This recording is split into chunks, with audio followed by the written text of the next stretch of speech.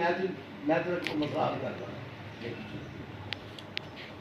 जो कहते लिखते हैं ना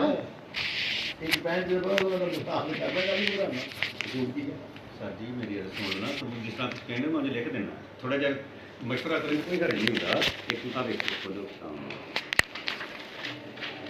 फिर एक किसी के 65,000 की कहने ना 65,000 एक 65 की इधर पूरी 19 लाख की वसूली पई है ਤੇ ਇਦਾਂ ਹੀ ਪਿੱਛੇ ਪਾਓ ਇਦਾਂ ਹੀ नहीं भाजी ਪਿੱਛੇ पिछली साइड ਤੇ ਲਿਖਣਾ ਵਾ ਵੀ ਅਸਲ ਹਕੀਕਤ ਕੀ ਹੈ 10 ਲੱਖ ਲੱਖ ਉਹ ਅਗਲੇ ਪਾਸੇ ਸਾਰੇ ਪੈਸੇ ਇੱਧਰ ਗਏ। ਅਸਲ नहीं नहीं ਅਸਲ ਰਸੀਦ नहीं मेरी गल सुन ਹਾਂਜੀ मेरी गल सुन जी। मेरा वीर कि पूरे स्टाफ की वसूली वसूली ਹਾਂਜੀ एक नहीं होते नो लैला मैं लिखवा दूँ एक नहीं लिखा एक इधर तेरा पूरी वसूली आ जाएगी किसी की गल मनी तेरी कानून की गल है कि फरार से आना फरार से आना देख लो देखने की पाबंदी नहीं है किस तरीके से लिखे तुम क्यों लिखा है सारा फराड है किस तरह फराड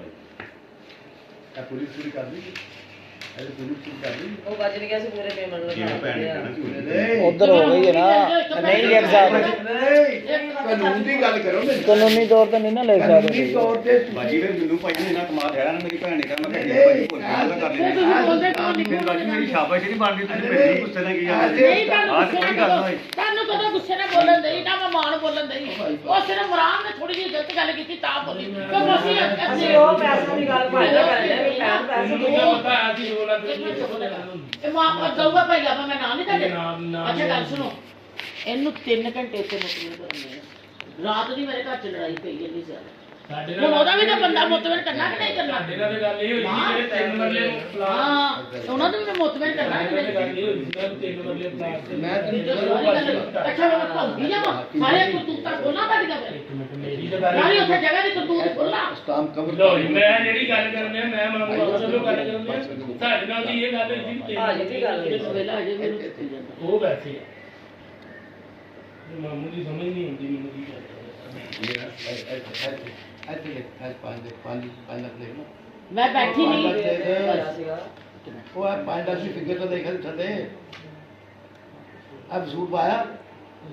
थले देखना ਆਹ ਹੀ ਗੱਲ ਸੀ ਮੈਂ ਕਰਨੀ तेरा स्टाम्प क्लियर करा ਇਹ ਗੱਲ ਅਸੀਂ ਕਰਨੀ ਇਹ ਕਰਦੀ ਸੀਗੀ अब ਹਾਂ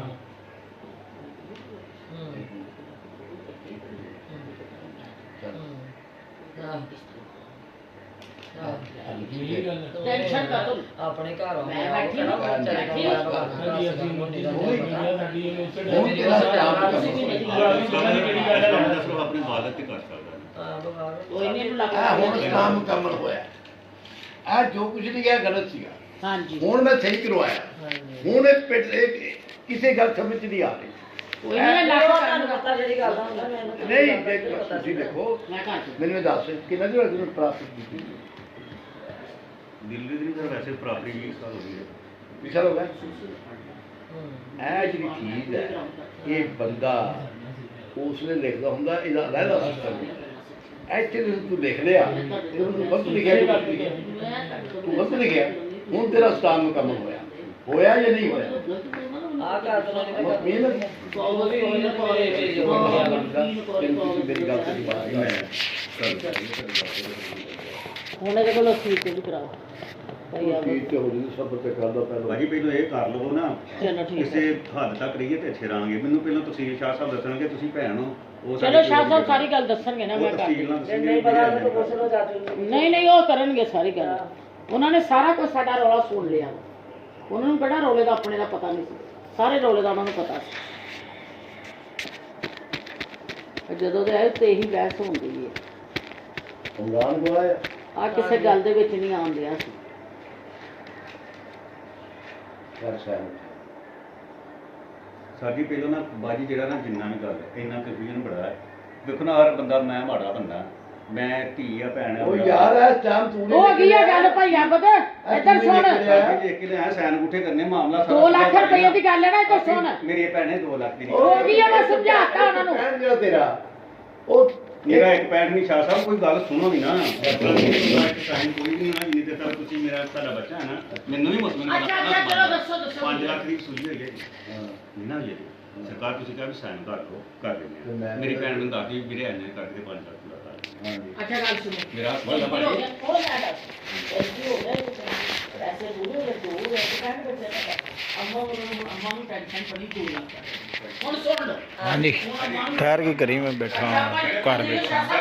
ਮੈਨੂੰ ਮੇਰੇ ਨਾਲ ਗੱਲ ਕਰ ਲੈ ਤਾਂ ਹੁਣੇ ਇਸ ਕੰਮ ਸਾਰਾ ਬੈਠ ਗਿਆ ਮੈਂ ਜਿਹੜਾ ਥੋੜਾ ਨੂੰ ਫਿਕਰ ਕਰਾਂ ਮੈਂ ਹਾਂਜੀ, ਇਹ ਕਰੋ, ਕਰੋ, ਕਰੋ। ਪਾਰਟੀ ਨੂੰ ਹਾਂਜੀ। ਇਹਦੇ ਲਈ